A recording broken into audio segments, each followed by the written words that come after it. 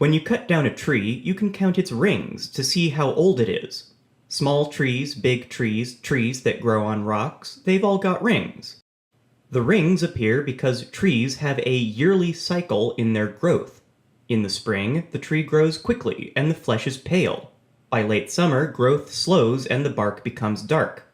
These undulations are like the contractions of a caterpillar or a pulsing heart. Indeed, cyclic processes of growth are all around us, including the internet. Reddit calls itself the front page of the web. Today, I want to compare the modern, man-made growth patterns of Reddit to the ancient, natural growth patterns of trees and stuff. A user on Reddit can find subreddits devoted to their hobbies and interests. On each subreddit, users can write their own posts or read posts from other users. On each post, users can comment or even comment on comments. This gives Reddit a tree-like structure which is really intuitive after a while. Reddit has subreddits, have posts, have comments, have replies. An integral but controversial element of Reddit is voting.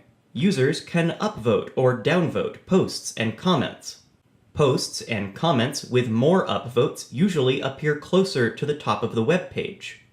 You can also sort to show the most recent posts and comments first, or posts and comments whose ratio of upvotes and downvotes make them controversial.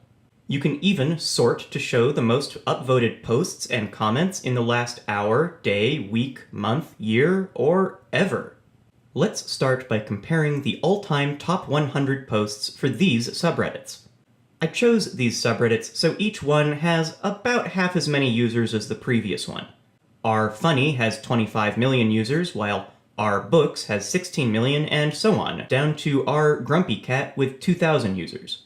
If we look at the average score of the top 100 posts for each of these subreddits, we notice that having more users doesn't necessarily mean top posts will have higher scores. R-Books has a lower average top score than R-Technology, even though R-Books has more users. I take this to mean that even though R-Books is more popular than R-Tech, R-Technology's users are more actively participatory.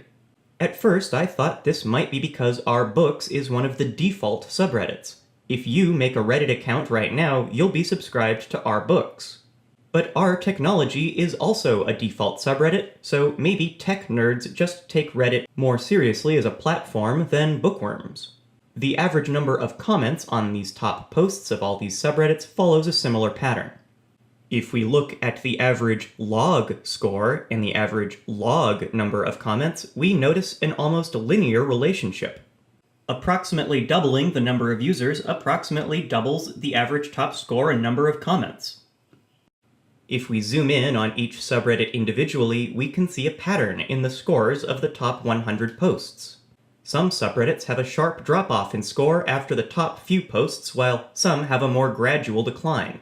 I assume this is because the topmost posts are more likely to be seen by users less invested in the subreddit, garnering extra attention. The number of comments follows the same schema and appears almost Zipfian. The second most commented on post has about half as many comments as the first, and the third has about a third as many comments as the first, and the fourth has about a fourth as many comments as the first, and so on. That's kinda neat. But now let's take a closer look at just one subreddit over time.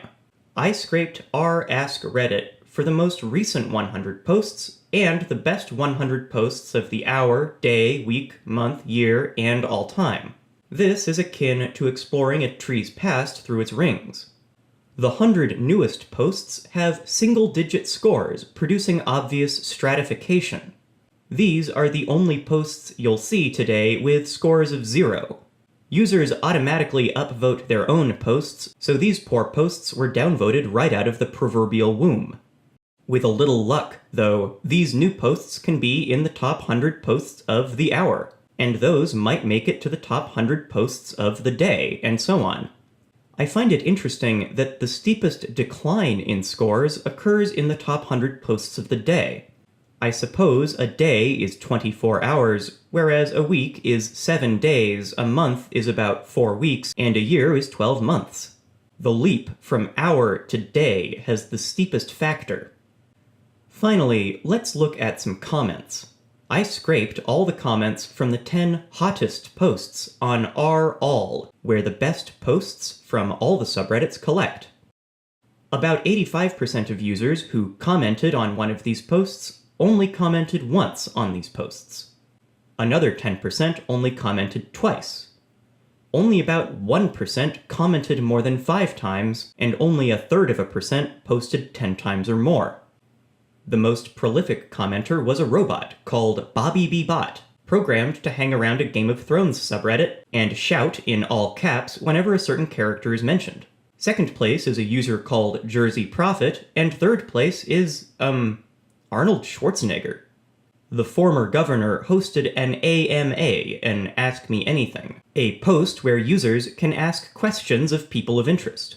The governor apparently answered about 45 questions. Most comments are between 20 and 60 characters, but the distribution is heavily skewed right toward longer comments. The user with the longest average comments by far is Poppin' Cream, who frequents political subreddits with lengthy, well-documented takes on current events. 14 comments were deleted, presumably for breaking subreddit rules, and 21 comments were removed, presumably by the user who wrote them. If you check the average number of replies comments received based on their score, we naturally see that the comments with the highest scores tended to have the most replies. However, if we check total number of replies, we see a different distribution. Most comments don't get thousands of upvotes, so naturally most replies are in response to lower voted comments. Downvoted comments are probably controversial, so there are a fair number of replies to the left of one upvote. But don't worry if you don't seem popular or particularly unpopular. About 75% of users didn't get a reply on any comment they left on these posts. I hope these charts give you an impression of Reddit as a constantly changing organism. Content on Reddit begins new and fresh, and over time might find its way to the top, or the bottom.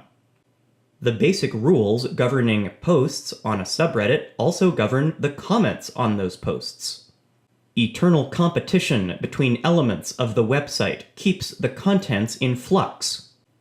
Even subreddits themselves are in competition in a sense because more popular subreddits are more likely to get posts to the front page and thereby attract new users. And of course, Reddit itself is in competition with other forms of social media, like Facebook and Tumblr and Twitter.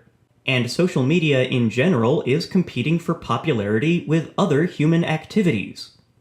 Reddit didn't come up with these rules. The process of natural selection is ancient and ingrained in every aspect of the universe. Or maybe I'm thinking about it too much? That's all I do here at Thinkster. This video was kind of experimental even for my discussions about data. Next time I'll step back and talk about, say, Garfield maybe. If you want to see that, subscribe.